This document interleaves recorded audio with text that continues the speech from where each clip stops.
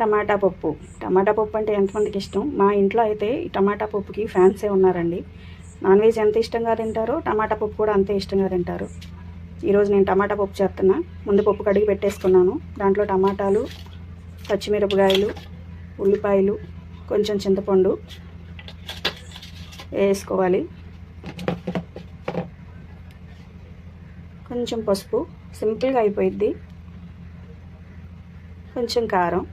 పప్పు కుక్కర్ పెట్టేసుకున్నాం కదా, అయిపోయింది. 3 విజిల్స్ వచ్చింది. పక్కన పెట్టేసుకొని పప్పు తాలింపు వేసుకుంటున్నాం. ఏం లేదు, కల్లం నుంచి ఎల్లుల్లిపాయ, జీలకర్ర, ఎండుమిర్చి, కరివేపాకు, కొంచెం ఎల్లుల్లిపాయ, ఎండుమిరపకాయ, కొంచెం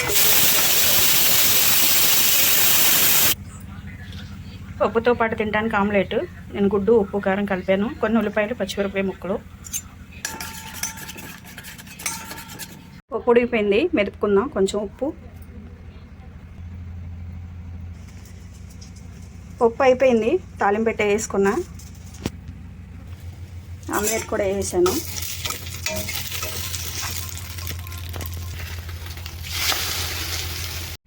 అయిపోయిందండి పప్పు, టమాటా పప్పు.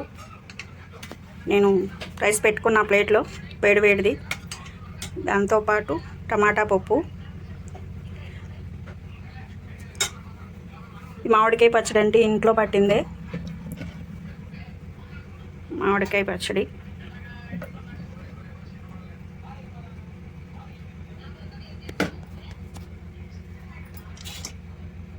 తో పాటు ఆమ్లెట్.